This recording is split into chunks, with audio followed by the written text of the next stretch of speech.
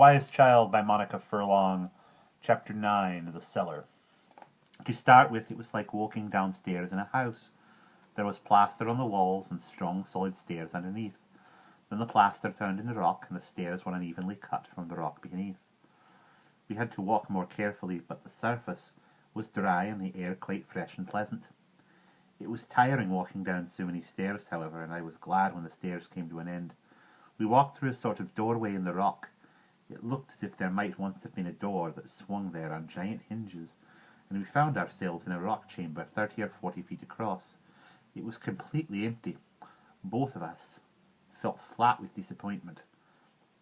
I had seen myself taking up handfuls of shining stones and letting them run winking through my fingers. Also, we seemed to have reached a dead end. This chamber was just a storeroom, like the cellars rich people had under their houses. We sat down on the sandy floor. "Boring old cave," said Coleman. "Rotten." But then Coleman, who always noticed everything before I did, lifted his head like a dog getting a scent. "There's a wind blowing." Taking the lantern from me, he moved quickly to the far side of the cave. Then it was as if he had disappeared through the wall. The light of the lantern flickered and left only a shadow behind. I was alone in the darkness. "Coleman!" "It's all right," he said, returning. "There's a way through, a bit of a squeeze, but we're both small." Soon we were crawling and pulling ourselves through the tunnel, grazing knees and bumping heads. I could feel blood sticky on my hair. I was beginning to sweat with the effort of crawling. "I don't like this much," I said, trying to keep calm. "Easier to go on than go back," Coleman pointed out, and I understood that the only way out would be to crawl backward. We went on and on. There was a buzzing in my ears which grew into a sort of roaring. "I can hear a dragon," I said. "I'm going back," but Coleman kept doggedly on, and I was too scared not to follow him. "It'll eat us if we come out the other end," I warned him. Although he wasn't as frightened as I was, I noticed that after this he went more slowly. "It's water," he said suddenly. As soon as he said it, I realized that yes, of course it was water. The tunnel was moving upward sharply, and we could see light above us. There were footholds in the last part of the tunnel, and first Coleman, then I pulled ourselves up. It was a beautiful sight. The light was quite dim and came from a small crack in the rock about 100 feet above us. We were on a shelf of rock, and falling in front of us was a solid sheet of water.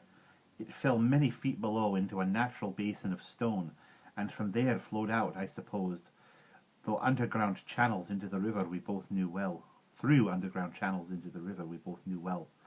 On each side of it were great hanging ferns, which filled the whole cavern with a green, mysterious light, rather as if we were under the sea. "Oh," said Coleman, his face alight with the wonder of it, "isn't it lovely?"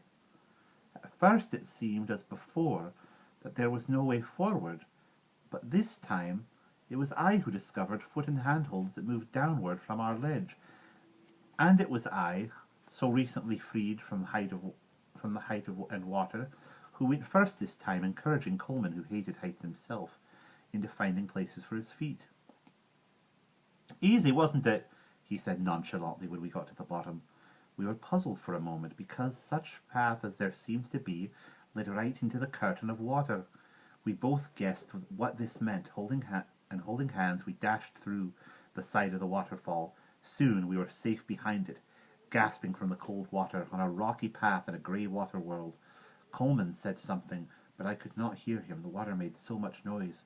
Both of us, however, were in a mood of exultation. Just the two of us in this marvelous place. We hugged each other and laughed with pleasure. This rocky path led to another ledge on the other side. This time we had to edge our way out for about 20 feet along a ledge no wider than 9 inches, uneasily aware of the tumbling water and the sharp rocks beneath us. I was glad of the day with Juniper when I had crossed the stream. Neither of us dared breathe as we made this part of the journey. Both of us trembled slightly when the path widened and led downward toward a dark passage. "We mustn't forget we've got to go back," I said in a fussy grown-up way. The path wound down and down for perhaps a mile. We passed through a series of caves into the biggest chamber I had ever seen, like a banqueting hall or a huge barn without any hay in it. Just holding the lantern aloft did not reveal the height of the roof, which I guessed was many feet above us. The diameter of the room appeared to be several hundred feet. As we walked around the perimeter of it, we noticed what looked like chairs carved in the rock.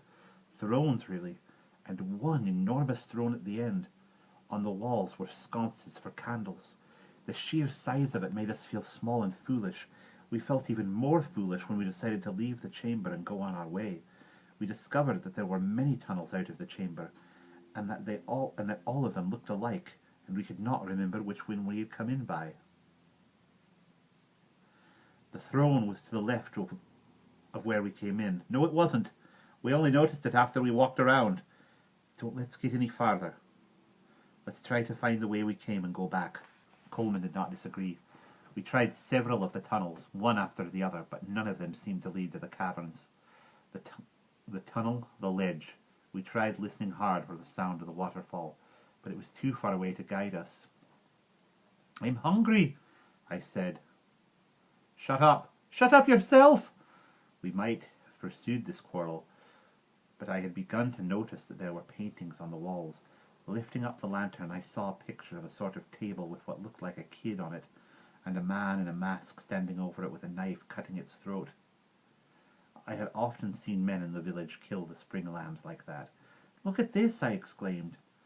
The next picture showed a girl a bit older than me, wearing a white dress and carrying flowers. She was walking in a procession. Fascinated by this, I moved on to the next painting. She was lying on the table just like the kid, and the man with the knife was approaching her. "Oh!" I said, frightened. I could not resist looking at the next painting. This one was quite different.